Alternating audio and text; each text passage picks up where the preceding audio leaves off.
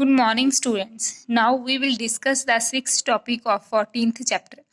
ਅੱਜ ਆਪਾਂ ਡਿਸਕਸ ਕਰਨਾ ਕਿ ਕੈਪੀਟਲ ਰਿਸਿਪਟ ਕੀ ਹੁੰਦੀਆਂ, ਠੀਕ ਹੈ। ਪੂੰਜੀਗਤ ਪ੍ਰਾਪਤੀਆਂ ਜਿਹਨੂੰ ਕਿਹਾ ਜਾਂਦਾ ਉਹ ਕੀ ਹੁੰਦੀਆਂ। ਇਸ ਤੋਂ ਪਹਿਲਾਂ ਆਪਾਂ ਰੈਵਨਿਊ ਰਿਸਿਪਟ ਨੂੰ ਕੰਪਲੀਟ ਕੀਤਾ, ਜਿਹਦੇ ਵਿੱਚ ਪੜਿਆ ਸੀ ਵੀ ਗਵਰਨਮੈਂਟ ਦੀਆਂ ਜਿਹੜੀਆਂ ਪ੍ਰਾਪਤੀਆਂ ਹੁੰਦੀਆਂ ਉਹ ਇਹੋ ਜਿਹੀਆਂ ਪ੍ਰਾਪਤੀਆਂ ਹੁੰਦੀਆਂ ਕਿ ਜਿਹਦੇ ਨਾਲ ਨਾ ਉਹਦੀ ਕੋਈ ਲਾਇਬਿਲਿਟੀ ਬਣਦੀ ਆ, ਠੀਕ ਹੈ, ਤੇ ਨਾ ਹੀ ਉਹਦੇ ਐਸੈਟਸ ਦੇ ਵਿੱਚ ਕਮੀ ਆਉਂਦੀ ਆ। ਹੁਣ ਜਿਹੜੇ ਕੈਪੀਟਲ ਰਿਸਿਪਟ ਆ ਉਹ ਰੈਵਨਿਊ ਰਿਸਿਪਟ ਦੇ ਬਿਲਕੁਲ ਉਲਟਾ। ਇਹਦੇ ਵਿੱਚ ਕੀ ਆ, ਕਹਿੰਦੇ all the money receipt of the government which either create liability or reduce the assets of the government are called as capital receipt। ਠੀਕ ਹੈ। ਇਹਦੇ ਵਿੱਚ ਕੀ ਆ, ਕਹਿੰਦੇ ਇਹਦੇ ਵਿੱਚ ਸਰਕਾਰ ਨੂੰ ਜਦੋਂ ਵੀ ਕੋਈ ਪ੍ਰਾਪਤੀ ਹੁੰਦੀ ਹੈ, ਪੂੰਜੀਗਤ ਪ੍ਰਾਪਤੀ ਹੁੰਦੀ ਆ, ਉਹਦੇ ਬਦਲੇ ਦੇ ਵਿੱਚ ਕੀ ਆ, ਇੱਕ ਲਾਇਬਿਲਿਟੀ ਕ੍ਰੀਏਟ ਹੋ ਜਾਂਦੀ ਹੈ। ਮਤਲਬ ਉਹਨੇ ਕਿਸੇ ਨੂੰ ਕੁਝ ਵਾਪਸ ਕਰਨਾ ਹੁੰਦਾ, ਠੀਕ ਹੈ। ਜਾਂ ਫਿਰ ਉਹਨਾਂ ਦੀ ਜਿਹੜੀ ਗਵਰਨਮੈਂਟ ਦੀ ਸੰਪਤੀ ਹੁੰਦੀ ਆ, ਉਹਦੇ ਐਸੈਟਸ ਹੁੰਦੇ ਆ, ਉਹਦੀ ਪੂੰਜੀ ਹੁੰਦੀ ਆ, ਉਹਦੇ ਵਿੱਚ ਕੀ ਆ, ਕਮੀ ਆ ਜਾਂਦੀ ਹੈ। ਸੋ ਇਹਨਾਂ ਨੂੰ ਕੀ ਕਿਹਾ ਜਾਂਦਾ, ਕੈਪੀਟਲ ਰਿਸਿਪਟ ਕਿਹਾ ਜਾਂਦਾ, ਜਿਹਦੇ ਬਦਲੇ ਸਰਕਾਰ ਦੀ ਕੀ ਆ, ਇੱਕ ਲਾਇਬਿਲਿਟੀ ਕ੍ਰੀਏਟ ਹੋ ਜਾਂਦੀ ਆ ਤੇ ਉਹਦੇ ਜਿਹੜੇ ਐਸੈਟਸ ਹੁੰਦੇ ਆ ਉਹਨਾਂ ਦੇ ਵਿੱਚ ਵੀ ਰਿਡਕਸ਼ਨ ਆਉਂਦੀ ਹੈ, ਕਮੀ ਆਉਂਦੀ ਆ। ਸੋ ਦੇਣਦਾਰੀ ਵੀ ਉਤਪੰਨ ਹੁੰਦੀ ਆ, ਠੀਕ ਹੈ। ਇਹਦੇ ਨਾਲ ਦੇਣਦਾਰੀ ਵੀ ਉਤਪੰਨ ਹੁੰਦੀ ਆ ਔਰ ਸਰਕਾਰ ਦੀ ਜਿਹੜੀ ਸੰਪਤੀਆਂ ਉਹਦੇ ਮੁੱਲ ਵਿੱਚ ਵੀ ਕਮੀ ਆਉਂਦੀ ਆ। ਇਹਨੂੰ ਕੀ ਕਿਹਾ ਜਾਂਦਾ, ਕੈਪੀਟਲ ਰਿਸਿਪਟ ਕਿਹਾ ਜਾਂਦਾ। ਫੋਰ ਐਗਜ਼ਾਮਪਲ ਦੇਖੋ, ਜਦੋਂ ਲੋਨਸ ਲੈਂਦੀ ਹੈ ਸਰਕਾਰ ਕਿਸੇ ਤੋਂ, ਠੀਕ ਹੈ, ਆਪਾਂ ਨੂੰ ਪਤਾ ਕਿਸੇ ਆਰਗੇਨਾਈਜੇਸ਼ਨ ਤੋਂ, ਫਾਈਨੈਂਸ਼ੀਅਲ ਆਰਗੇਨਾਈਜੇਸ਼ਨ ਤੋਂ ਜਾਂ ਕਿਸੇ ਵੀ ਹੋਰ ਬਾਕੀ ਬਾਹਰਲੇ ਦੇਸ਼ਾਂ ਤੋਂ ਉਹਨੇ ਲੋਨ ਲੈ ਲਿਆ ਸਰਕਾਰ ਨੇ, ਇੱਕ ਵਾਰੀ ਤਾਂ ਉਹਨੂੰ ਪੈਸਾ ਪ੍ਰਾਪਤ ਹੋਊਗਾ, ਕਿਉਂਕਿ ਆਪਾਂ ਰਿਸਿਪਟ ਦੀ ਗੱਲ ਕਰ ਰਹੇ ਹਾਂ। ਮਤਲਬ ਪ੍ਰਾਪਤੀਆਂ ਤਾਂ ਹੋਣਗੀਆਂ ਪਰ ਉਹਨੇ ਕੁਝ ਕੀ ਹੈ, ਉਹਦੀ ਲਾਇਬਿਲਿਟੀ ਬਣੂਗੀ, ਉਹਨੇ ਰੇਟ ਆਫ ਇੰਟਰਸਟ ਕੀ ਹੈ ਵਾਪਸ ਵੀ ਕਰਨਾ, ਹੁਣ ਉਹਦਾ ਲੋਨ ਆ ਜਿਹੜਾ ਉਹਨੂੰ ਰੀਪੇ ਵੀ ਕਰਨਾ। ਤਾਂ ਕਰਕੇ ਕੀ ਹੈ, ਜਿਹੜੇ ਰੈਨ ਵਗੈਰਾ ਲੈਂਦੀ ਹੈ ਉਹ ਕਿਹਦੇ ਅੰਡਰ ਆ ਜਾਂਦੇ ਆ, ਕੈਪੀਟਲ ਰਿਸਿਪਟ ਦੇ ਅੰਡਰ ਆ ਜਾਂਦੇ ਆ। ਇਸ ਤੋਂ ਬਿਨਾਂ ਜਿਹੜੀ ਡਿਸਇਨਵੈਸਟਮੈਂਟ ਆ ਉਹਨੂੰ ਵੀ ਕੀ ਹੈ, ਕੈਪੀਟਲ ਰਿਸਿਪਟ ਦੇ ਅੰਡਰ ਰੱਖਿਆ ਜਾਂਦਾ। ਕਿਉਂ ਰੱਖਿਆ ਜਾਂਦਾ, ਕਿਉਂਕਿ ਡਿਸਇਨਵੈਸਟਮੈਂਟ ਦੇ ਵਿੱਚ ਕੀ ਹੁੰਦਾ, ਗਵਰਨਮੈਂਟ ਆ ਜਾਂ ਫਿਰ ਕੋਈ ਵੀ ਆਰਗੇਨਾਈਜੇਸ਼ਨ ਆ, ਉਹ ਆਪਦੇ ਜਿਹੜੇ ਐਸੈਟਸ ਆ ਉਹਨੂੰ ਵੇਚ ਦਿੰਦੀ ਆ। ਹੁਣ ਦੇਖੋ, ਜਦੋਂ ਐਸੈਟਸ ਵੇਚਦੇ ਉਹਨਾਂ ਨੂੰ ਕੀ ਆ, ਰਿਸਿਪਟ ਪ੍ਰਾਪਤ ਹੋਣਗੀਆਂ, ਪ੍ਰਾਪਤੀਆਂ ਤਾਂ ਹੋਣਗੀਆਂ, ਪਰ ਕੀ ਆ, ਉਹਦੀ ਜਿਹੜੀ ਐਸੈਟਸ ਆ ਉਹਦੇ ਰਿਡਿਊਸ ਹੋ ਜਾਣਗੇ। ਮਤਲਬ ਉਹਦੀ ਪੂੰਜੀ ਦੇ ਵਿੱਚ, ਉਹਦੀ ਸੰਪਤੀ ਦੇ ਵਿੱਚ ਕਮੀ ਆ ਜਾਊਗੀ। ਤਾਂ ਕਰਕੇ ਇਹਨੂੰ ਕੈਪੀਟਲ ਰਿਸਿਪਟ ਦੇ ਅੰਡਰ ਡਿਸਇਨਵੈਸਟਮੈਂਟ ਤੇ ਲੋਨਸ ਨੂੰ ਰੱਖਿਆ ਜਾਂਦਾ। ਹੁਣ ਆਪਾਂ ਦੇਖਾਂਗੇ ਵੀ ਕੈਪੀਟਲ ਰਿਸਿਪਟ ਨੂੰ ਕਿੰਨੇ ਪਾਰਟਸ ਦੇ ਵਿੱਚ ਡਿਵਾਈਡ ਕੀਤਾ ਜਾਂਦਾ। ਕਹਿੰਦੇ ਤਿੰਨ ਤਰ੍ਹਾਂ ਦੇ ਹੁੰਦੇ ਆ, ਜਿਹੜੇ ਕਿ ਸਰਕਾਰ ਦੀਆਂ ਲਾਇਬਿਲਿਟੀਜ਼ ਕ੍ਰੀਏਟ ਕਰਦੇ ਆ ਤੇ ਉਹਨਾਂ ਦੀਆਂ ਜਿਹੜੀਆਂ ਸੰਪਤੀਆਂ ਹੁੰਦੀਆਂ ਉਹ ਘਟ ਜਾਂਦੀਆਂ, ਠੀਕ ਹੈ। ਕੀ ਆ, ਐਸੈਟਸ ਨੂੰ ਰਿਡਿਊਸ ਕਰਦੀਆਂ। ਦੇਖੋ, ਫਸਟ ਹੈਗਾ ਬੋਰਿੰਗਸ, ਮਤਲਬ ਕਿਸੇ ਤੋਂ ਉਧਾਰ ਲੈਣਾ, ਕਿਸੇ ਤੋਂ ਰਹਿਣ ਲੈਣਾ, ਠੀਕ ਹੈ। ਗਵਰਨਮੈਂਟ ਜਦੋਂ ਪਬਲਿਕ ਤੋਂ ਰਹਿਣ ਲੈ ਸਕਦੀ ਆ, ਸੈਂਟਰਲ ਬੈਂਕ ਜਾਂ RBI ਤੋਂ ਲੋਨ ਲੈ ਸਕਦੀ ਆ, ਜਾਂ ਰੈਸਟ ਆਫ ਦਾ ਵਰਲਡ ਬਾਕੀ ਦੇਸ਼ਾਂ ਤੋਂ ਲੋਨ ਲੈਂਦੀ ਆ, ਠੀਕ ਹੈ। ਇਹਦੇ ਬਦਲੇ ਕੀ ਆ, ਉਹਨੂੰ ਰੇਟ ਆਫ ਇੰਟਰਸਟ ਦੇਣਾ ਪੈਂਦਾ ਵਿਦ ਜਿਹੜਾ ਉਧਾਰ ਲਿਆ ਹੁੰਦਾ ਉਹਨੂੰ ਪਲੱਸ ਕਰਕੇ, ਠੀਕ ਹੈ। ਤਾਂ ਕਰਕੇ ਇਹਦੀ ਕੀ ਹੈ, ਇਹਦੇ ਵਿੱਚ ਲਾਇਬਿਲਿਟੀ ਬਣਦੀ ਹੈ, ਕਿਉਂਕਿ ਉਹਨੇ ਰੇਟ ਆਫ ਇੰਟਰਸਟ ਵੀ ਦੇਣਾ ਹੁੰਦਾ ਤੇ ਜਿਹੜਾ ਲੋਨ ਲਿਆ ਉਹਨੂੰ ਵੀ ਵਾਪਸ ਕਰਨਾ ਹੁੰਦਾ। ਇਸ ਤੋਂ ਅੱਗੇ ਦੇਖੋ, ਰਿਕਵਰੀ ਆਫ ਲੋਨਸ। ਹੁਣ ਆਪਾਂ ਨੂੰ ਪਤਾ, ਜਦੋਂ ਉਹਨਾਂ ਨੇ ਇੱਕ ਵਾਰੀ ਰਿਣ ਲੈ ਲਿਆ, ਠੀਕ ਹੈ, ਪਬਲਿਕ ਤੋਂ ਲੈ ਲਿਆ, ਚਾਹੇ RBI ਤੋਂ ਲੈ ਲਿਆ, ਚਾਹੇ ਬਾਕੀ ਦੇਸ਼ਾਂ ਤੋਂ ਲੈ ਲਿਆ, ਠੀਕ ਹੈ, ਉਹਦੀ ਹੁਣ ਕੀ ਹੈ, ਰਿਣ ਦੀ ਵਸੂਲੀ ਵੀ ਕਰੂਗੀ। ਹੁਣ ਰਿਕਵਰੀ ਮਤਲਬ ਉਹਨੂੰ ਰਿਕਵਰ ਕਰੂਗੀ, ਲੋਨਸ ਨੂੰ ਵਾਪਸ ਕਰੂਗੀ, ਠੀਕ ਹੈ। ਉਹਦੇ ਨਾਲ ਕੀ ਹੋਊਗਾ, ਉਹਨਾਂ ਦੇ ਐਸੈਟਸ ਦੇ ਵਿੱਚ ਰਿਡਕਸ਼ਨ ਆਊਗੀ। ਮਤਲਬ ਜਿਹੜੀ ਉਹਦੇ ਕੋਲ ਸੰਪਤੀ ਹੈ ਗਵਰਨਮੈਂਟ ਦੇ ਵਿੱਚ ਕੋਲ, ਠੀਕ ਹੈ, ਜਦੋਂ ਉਹ ਰਿਕਵਰ ਕਰੂਗੀ ਆਪਣੇ ਲੋਨਸ ਨੂੰ, ਠੀਕ ਹੈ, ਉਹ ਕੀ ਆ, ਘਟ ਜੂਗੀ। ਇਸ ਤੋਂ ਅੱਗੇ ਕੀ ਹੈ, ਡਿਸਇਨਵੈਸਟਮੈਂਟ। ਤੁਹਾਨੂੰ ਦੱਸਿਆ ਹੀ ਆ ਕੀ ਆ, ਜਿਹੜੀ ਡਿਸਇਨਵੈਸਟਮੈਂਟ ਦੇ ਵਿੱਚ ਕੀ ਆ, ਜਿਹੜੇ ਪਬਲਿਕ ਇੰਟਰਪ੍ਰਾਈਜ਼ ਹੁੰਦੇ ਆ, ਠੀਕ ਹੈ, ਉਹਨੂੰ ਕੀ ਆ, ਉਹਨੂੰ ਪਬਲਿਕ ਇੰਟਰਪ੍ਰਾਈਜ਼ ਦੇ ਜਿਹੜੇ ਐਸੈਟਸ ਆ, ਠੀਕ ਹੈ, ਉਹ ਪ੍ਰਾਈਵੇਟ ਜਿਹੜੇ ਇੰਟਰਪ੍ਰਾਈਜ਼ਸ ਆ ਉਹਨੂੰ ਕੀ ਆ, ਵੇਚ ਦੂਗੀ, ਸੈੱਲ ਕਰ ਦੂਗੀ, ਠੀਕ ਹੈ, ਗਵਰਨਮੈਂਟ। ਉਹਦੇ ਨਾਲ ਕੀ ਹੋਊਗਾ, ਜਦੋਂ ਪਬਲਿਕ ਤੋਂ ਪ੍ਰਾਈਵੇਟ ਹੋ ਗਿਆ ਕੰਮ, ਤਾਂ ਜਿਹੜੀ ਪਬਲਿਕ ਮਤਲਬ ਗਵਰਨਮੈਂਟ, ਠੀਕ ਹੈ, ਗਵਰਨਮੈਂਟ ਤੋਂ ਹੁਣ ਪੈਸਾ ਕੀ ਹੈ, ਪ੍ਰਾਈਵੇਟ ਨਿੱਜੀ ਲੋਕਾਂ ਦੇ ਘਰੇ ਚਲਿਆ ਗਿਆ, ਠੀਕ ਹੈ, ਉਹਨਾਂ ਦੇ ਹੱਥ ਵਿੱਚ ਆ ਗਿਆ। ਤਾਂ ਕੀ ਹੋਊਗਾ, ਜਿਹੜੀ ਸਰਕਾਰ ਦੇ ਐਸੈਟਸ ਆ ਉਹ ਕੀ ਆ, ਰਿਡਿਊਸ ਹੋ ਜਾਣਗੇ। ਇਸ ਤਰ੍ਹਾਂ ਇਹ ਆਪਣੀ ਕੈਪੀਟਲ ਰਿਸਿਪਟ ਇੱਥੇ ਹੀ ਖਤਮ ਹੋ ਜਾਂਦੀ ਹੈ, ਠੀਕ ਹੈ। ਹੁਣ ਦੇਖੋ, ਆਪਾਂ ਗਵਰਨਮੈਂਟ ਬਜਟ ਬਾਰੇ ਪੜ੍ਹ ਰਹੇ ਹਾਂ, ਉਹਦੇ ਮੇਨ ਕਿਹੜੇ ਪਾਰਟ ਸੀਗੇ। ਸਟਾਰਟਿੰਗ ਦੇ ਵਿੱਚ budget receipt and the budget expenditure, ਠੀਕ ਹੈ। ਹੁਣ ਜਿਹੜਾ ਆਪਾਂ ਬਜਟ ਰਿਸਿਪਟ ਆ ਉਹਨੂੰ ਪੂਰੀ ਤਰ੍ਹਾਂ ਦੇ ਨਾਲ ਕੰਪਲੀਟ ਕਰ ਲਿਆ ਹੈ। ਦੇਖੋ, ਜੋ ਬਜਟ ਰਿਸਿਪਟ ਸੀ ਉਹਨੂੰ 2 ਪਾਰਟਸ ਦੇ ਵਿੱਚ ਡਿਵਾਈਡ ਕੀਤਾ, ਰੈਵਨਿਊ ਰਿਸਿਪਟ ਤੇ capital receipt.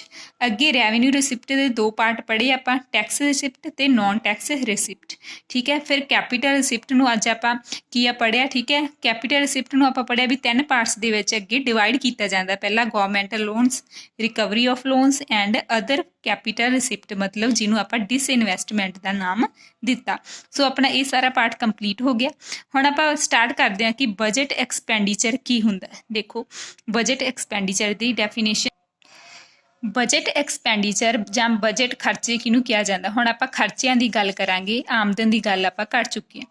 Budget expenditure refers to the estimated expenditure of the government on the various programs during a financial year। ठीक है, ਆਪਾਂ ਇੱਕ फाइनेंशियल ईयर ਦੀ ਗੱਲ ਕਰ ਰਹੇ ਹਾਂ। ठीक है, ਇਹਦੇ ਵਿੱਚ ਜੋ ਵੀ ਸਰਕਾਰ ਮੰਨ ਕੇ ਚੱਲਦੀ ਹੈ ਵੀ ਸਾਡੀਆਂ ਆਹ ਯੋਜਨਾਵਾਂ ਬਣਾਈਆਂ ਹੋਈਆਂ, ਆਹ ਵਾਲੇ ਪ੍ਰੋਗਰਾਮਸ ਬਣਾਏ ਹੋਏ ਆ ਤੇ ਇਹਨਾਂ ਤੇ ਐਸਟੀਮੇਟ ਲਗਾਉਂਦੀ ਹੈ ਵੀ ਕਿੰਨਾ ਖਰਚਾ ਆ ਸਕਦਾ, ਉਹਨੂੰ ਕੀ ਕਿਹਾ ਜਾਂਦਾ, ਬਜਟ ਐਕਸਪੈਂਡੀਚਰ, ਬਜਟ ਖਰਚੇ ਕਿਹਾ ਜਾਂਦਾ ਵੀ ਇੱਕ ਸਾਲ ਦੇ ਵਿੱਚ ਕਿੰਨੇ ਖਰਚੇ ਆਉਣਗੇ। ਠੀਕ ਹੈ, ਬਜਟ ਖਰਚੇ ਤੋਂ ਭਾਵ ਵਿੱਤੀ ਸਾਲ ਦੇ ਦੌਰਾਨ ਵੱਖ-ਵੱਖ ਮਦਾਂ ਉੱਪਰ ਸਰਕਾਰ ਦੁਆਰਾ ਕੀਤੇ ਜਾਣ ਵਾਲੇ ਸੰਭਾਵੀ ਖਰਚਿਆਂ ਤੋਂ ਹੈ। ਠੀਕ ਹੈ, ਸੰਭਾਵੀ ਖਰਚੇ ਮਤਲਬ ਐਸਟੀਮੇਟ ਲਾ ਕੇ ਚੱਲਦੀ ਹੈ ਵੀ ਇੰਨੇ ਖਰਚੇ ਹੋਣਗੇ।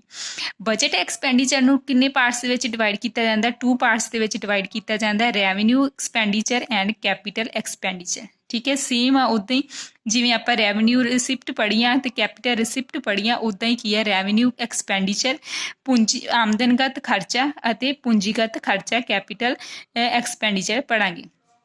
फस्ट ऑफ ऑल आपां डिस्कस करते हैं कि रैवन्यू एक्सपेंडिचर की हुंदा, आमदन खर्चा की हुंदा। देखो when the government incurs some estimated expenditure in financial year which does not create any asset or reduce any liability of the government, then that estimated expenditure is called as revenue expenditure।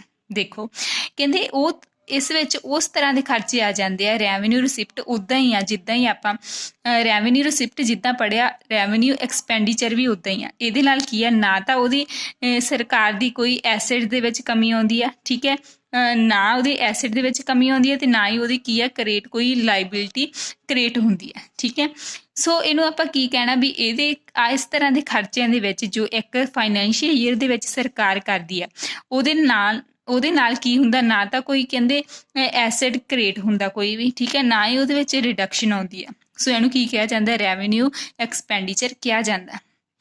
देखो ये खर्चे आ। हुण देखो scholarships दित्तियां जांदियां college students नूं। ठीक है, ਜਿਹੜੇ ਸਕੂਲ ਵਿੱਚ ਪੜ੍ਹਦੇ ਆ ਉਹਨਾਂ ਦੇ ਬਦਲੇ ਸਰਕਾਰ ਨੂੰ ਕੀ ਆ, ਕੋਈ ਵੀ ਐਸਿਡ ਨਹੀਂ ਮਿਲਦਾ। ਠੀਕ ਹੈ, ਨਾ ਹੀ ਉਹਦੇ ਜਿਹੜੇ ਐਸਿਡ ਦੀ ਕੋਈ ਲਾਇਬਿਲਿਟੀ ਬਣਦੀ ਹੈ, ਨਾ ਹੀ ਉਹਨੇ ਕੁਝ ਵਾਪਸ ਦੇਣਾ ਹੁੰਦਾ ਕਿਸੇ ਨੂੰ। ਠੀਕ ਹੈ, ਇਹ ਸਿਰਫ ਇੱਕ ਤਰ੍ਹਾਂ ਦਾ ਖਰਚਾ ਜੋ ਸਰਕਾਰ ਨੇ ਸਿੱਧਾ ਵਿਦਿਆਰਥੀਆਂ ਦੇ ਅਕਾਊਂਟ ਦੇ ਵਿੱਚ ਪਾ ਦੇਣਾ ਹੁੰਦਾ। ਠੀਕ ਹੈ, ਇਹਦੇ ਨਾਲ ਕੋਈ ਵੀ ਐਸਿਡ ਕੀ ਆ ਕ੍ਰੀਏਟ ਨਹੀਂ ਹੁੰਦਾ। ਇਸ ਤੋਂ ਅੱਗੇ ਕੀ ਆ, ਅਨਇੰਪਲੋਇਮੈਂਟ ਅਲਾਉੈਂਸ ਮਤਲਬ ਬੇਰੁਜ਼ਗਾਰੀ ਭੱਤਾ ਦਿੱਤਾ ਜਾਂਦਾ। ਠੀਕ ਹੈ, ਜਿਹੜੇ ਨੌਜਵਾਨ ਬੇਰੁਜ਼ਗਾਰ ਆ ਸਰਕਾਰ ਉਹਨਾਂ ਨੂੰ ਕੀ ਆ ਭੱਤਾ ਦਿੰਦੀ ਹੈ। ਠੀਕ ਹੈ, ਥੋੜੇ ਪੈਸੇ ਵਗੈਰਾ ਦੇ ਦਿੰਦੀ ਆ।